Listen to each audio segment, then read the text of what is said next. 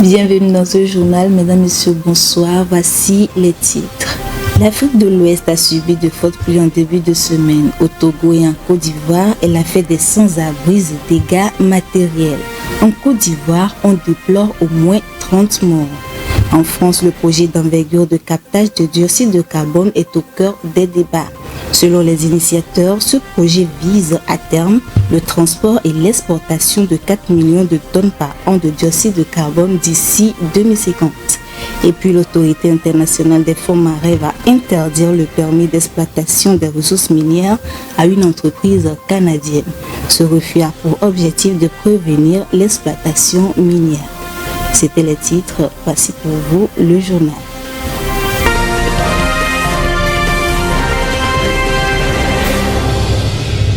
Lomé a connu une grande pluie ce mercredi.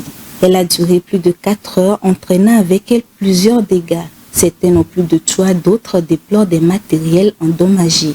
Découvrons ensemble dans ce reportage des inondations et dégâts causés par cette pluie. Après la pluie vient le beau temps, dit-on souvent. Mais la population de Lomé s'abstiendra de faire usage de cet adage, car elle vit un calvaire indescriptible à chaque tombée de pluie. Celle de ce mercredi matin qui s'est abattue sur le Grand Lomé pendant plus de 4 heures a encore engendré des situations de détresse dans les ménages et sur les voies de circulation.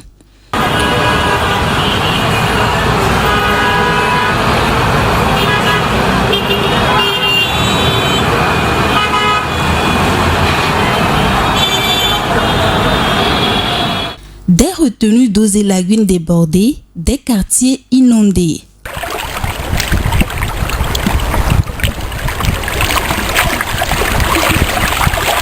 Ici, nous sommes à Totivik-Blinkomé. Le constat est amer. Ce matin, on s'est réveillé avec une pluie, je peux dire diluvienne, et après quelques minutes, nous avons constaté que les murs mitoyens ont cédé et ça a permis que l'eau, d'accord, de tout le périphérique, d'accord, du quartier est rentrée dans notre maison.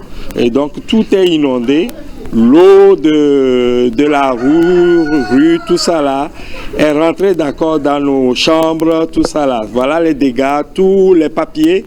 Là où il y a le mur a cédé, les enfants ont perdu leurs documents, tout ça là. Et voilà à peu près ce qui s'est passé ce matin. Et s'il pleut encore cette nuit, je crois que tout le monde sera dehors.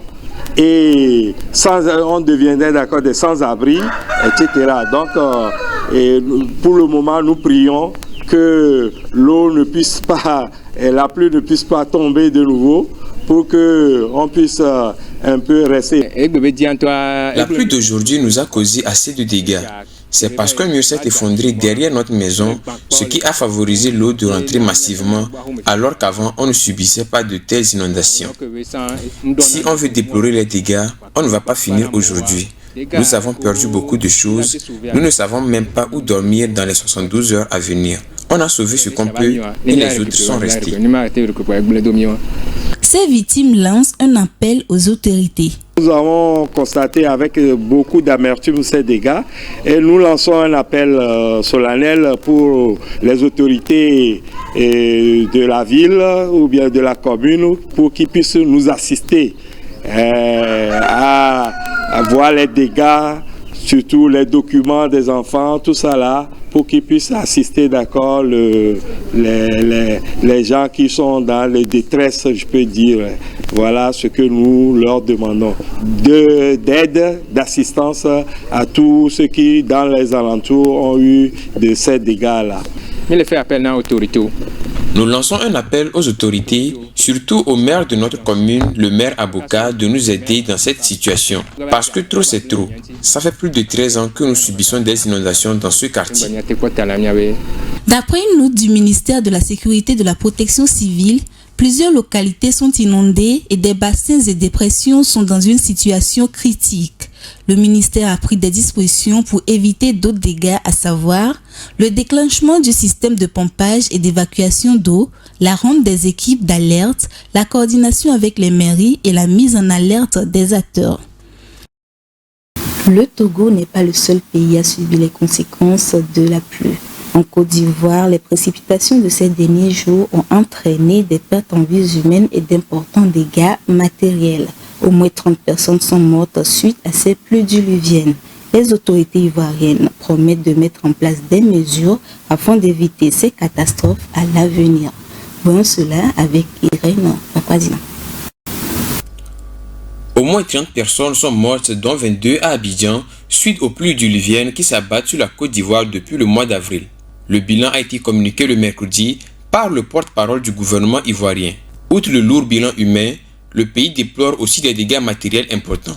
Alors que les constructions précaires dans les zones inondables sont légion à Abidjan, la métropole de 6 millions d'habitants est en pleine croissance. Les autorités ivoiriennes promettent de renforcer le prépositionnement des secours dans les zones à risque et de poursuivre la destruction des logements informels dans ces zones.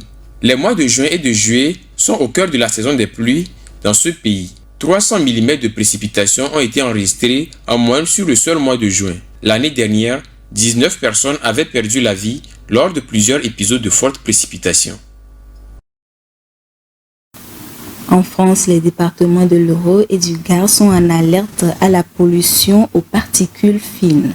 La suspension dans l'air de ces particules trouble l'atmosphère depuis mardi dernier. Les autorités ont alerté les populations à travers des mesures de prudence. Les explications avec Rafietou Bereko. Les départements de l'Occitanie font face à une pollution aux particules fines depuis mardi dernier. Il s'agit notamment du département de l'Hérault et de Gard. Cette pollution est due à la dégradation de l'air dans l'Hérault en raison de l'arrivée d'une masse d'air chargée en particules désertiques qui s'ajoute à celles émises localement par les activités humaines telles que le trafic routier et l'industrie selon la préfecture de l'Hérault. Face à cette situation, il est vivement recommandé aux personnes vulnérables d'éviter les déplacements sur les grands axes routiers et à leur abord pendant les heures de pointe. Les activités physiques et sportives intenses devraient être également suspendues. Aux particuliers et aux entreprises de reporter les travaux d'entretien ou de nettoyage nécessitant l'utilisation des solvants, des peintures ou vernis. De limiter également l'usage des voitures et recourir au transport commun ou au covoiturage. Les industries sont également invitées à réduire leurs émissions de polluants. Toujours en France, la région du Grand Ouest fait l'objet d'un projet d'envergure de captage du dioxyde de carbone. Initié par 4 grandes entreprises industrielles européennes, ce projet dénommé GeoCO2 vise à terme le transport et l'exportation de 4 millions de tonnes par an de dioxyde de carbone en 2050. Toutes ces actions viennent en complément de celles déjà exécutées dans la lutte contre le changement climatique. Viva Samana pour le commentaire. Un projet d'envergure de captage du CO2 sur des sites du Grand Ouest à destination des zones de stockage géologique permanent est annoncé par 4 grandes entreprises industrielles. Total Energy, Heidelberg Materials, Lafarge et Loist veulent par ce projet dénommé GoCO2 accélérer la décarbonation des sites industriels du Grand Ouest de la France. Ce projet vient en complément des actions pour éviter et réduire les émissions de dioxyde de carbone. Il est soutenu par la région des Pays de la Loire et le grand port maritime de Nantes-Saint-Nazaire. Il vise l'acheminement du CO2 par la canalisation jusqu'au terminal d'export maritime de Saint-Nazaire à destination des zones de stockage géologique permanent pour une capacité estimée à 2,6 millions de tonnes par an à l'horizon 2030 d'après les porteurs du projet. Selon les industriels, ce projet de décarbonation est le plus important de la région ouest de l'Hexagone. À terme, il pourrait transporter et exporter jusqu'à 4 millions de tonnes par an de CO2 en 2050, soit plus de 75% des émissions industrielles du Grand Ouest de la France à cet horizon. Les mesures d'élimination du dioxyde de carbone ont longtemps été marginalisées et minimisées, mais désormais, cela constitue un outil indispensable dans la lutte contre le changement climatique selon le groupe d'experts intergouvernemental sur l'évolution du climat GIEC. D'après son dernier rapport de l'année 2022, le GIEC affirme qu'il ne suffirait pas de réduire les émissions de gaz à effet de serre pour tenir les objectifs de l'accord de Paris d'ici 2050. Il semble urgent de retirer le CO2 de l'atmosphère pour freiner l'élan du réchauffement climatique en pleine accélération. L'entreprise canadienne Metal Company souhaite déposer un permis d'exploitation des ressources minières à 4000 mètres de profondeur. Elle a tout l'équipement pour moissonner ces minéraux. Réunie en Kingston, en Jamaïque, l'autorité internationale des fonds marins va tenter d'empêcher cette exploitation. Suivons le commentaire. L'autorité internationale des fonds marins fait face à un coup de force. Réunie à Kingston en Jamaïque, cette autorité qui dépend de l'ONU va tenter de mettre sur pied une réponse de plus long terme avec l'élaboration d'un possible moratoire. Si les États n'arrivent pas à bloquer ce risque de possibilité d'une exploitation sans code muni, le moratoire est donc le moyen juridique de prévenir de l'exploitation minière et de se donner du temps aux scientifiques. Un peu moins d'une vingtaine d'États, parmi lesquels la France, plaident aujourd'hui pour ce moratoire. La procédure va prendre du temps. L'ambassadeur français pour les pôles et les enjeux maritimes, Olivier Poivre d'Avor, espère une conclusion dans 2 ans en France. Si la protection des grands fonds semble progresser aujourd'hui, c'est sans doute grâce à l'agenda international. Il s'est penché cette année sur les océans et la biodiversité. Si les grands fonds attirent la convoitise, c'est parce qu'ils contiennent des minéraux précieux pour la transition énergétique. Aujourd'hui, les pays sont sous le régime de l'exploitation. La première demande d'exploitation pourrait tomber d'ici quelques mois. Les vagues de chaleur soufflent sur la Suisse. Le petit pays alpin subit l'un des étés les plus chauds de son histoire. Les niveaux d'eau s'affaissent et les glaciers se fondent. Des victimes ont été recensées par le passé et les dirigeants du pays préviennent des risques à venir. Voyons cela avec Vivas Amani.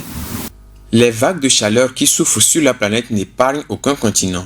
L'Europe est particulièrement touchée et la Suisse également. Le petit pays alpin vit actuellement l'un des étés les plus chauds de son histoire. Depuis le début des mesures en 1864, la Suisse a vécu déjà en 2022 son année la plus chaude et la plus ensoleillée selon le gouvernement. La Confédération traverse à nouveau depuis quelques jours une période de grosse chaleur. Les températures oscillent entre 30 et 38 degrés Celsius. La plus longue canicule a été enregistrée dans la ville de Lugano, au sud du pays, où le mercure a dépassé la barre des 30 degrés pendant 14 jours d'affilée. Les fortes chaleurs ont provoqué une chute de niveau d'eau par manque de neige et de pluie. L'Organisation météorologique mondiale avait indiqué que les glaciers suisses n'ont jamais perdu autant de leur volume que l'année dernière. 3 km3 de glace ont fondu, soit 6% de la surface glaciale du territoire. Les lacs du sud du pays de l'Europe centrale se sont situés à des niveaux historiquement bas les 8 premiers mois de l'année précédente. L'Office fédéral de l'environnement a dressé un état des lieux de l'année dernière marqué par de nombreux records aux conséquences néfastes pour les humains et la nature. Les écosystèmes aquatiques ont aussi souffert de cette situation. Les températures marines de 25 degrés Celsius ont été relevées dans les eaux suisses, ce qui se traduit par des taux d'oxygène insuffisants pour les poissons. Les températures élevées ont provoqué une augmentation des décès de 474 personnes par la chaleur. Rappelons que l'année 2003 est la plus chaude et la plus caniculaire de l'histoire de la Suisse. Les fortes vagues de chaleur actuellement ressenties sont l'une des conséquences du changement climatique, en partie causée par l'action humaine. En Australie, les chats sauvages constituent un facteur de déséquilibre des écosystèmes. Face à cette situation, les autorités prévoient utiliser des robots tueurs pour réduire la population des chats sauvages qui nuisent à sa faune. Rafietou Mbérékou pour le commentaire. La présence des chats sauvages en Australie constitue une menace pour les écosystèmes. Pour lutter contre ce phénomène, les autorités de l'État d'Australie occidentale ont pris des mesures le mois dernier pour réduire la population des chats afin de sauver la faune. Pour ce faire, un projet d'une valeur de 7,6 millions de dollars australiens a été lancé par l'Australie occidentale. Ce projet implique le déploiement des robots tueurs conçus par l'entreprise locale Tilation. Ces robots fonctionnent à l'énergie solaire et sont équipés de caméras et de lasers capables de détecter les chats sauvages et les différencier d'autres espèces animales. Depuis le XVIIIe siècle, plusieurs animaux sont importés par les colons européens en Australie, parmi lesquels le lapin, le chat et le renard. Après leur arrivée sur l'île, les chats se sont rapidement multipliés en grand nombre. Cette profusion de ces chats ont impacté négativement les espèces indigènes et a exterminé progressivement la faune endémique. Selon une étude publiée dans la revue Diversity Contribution en mars 2022, le chat et le renard tuent chaque année plus de 2,6 milliards d'oiseaux, de reptiles et de petits mammifères. Le chat sauvage à lui seul anéantit 27 espèces animales indigènes et met actuellement en danger 120 autres espèces. Ainsi prend fin ce rendez-vous de l'actualité environnementale. Merci de l'avoir suivi très fidèlement sur Green TV International.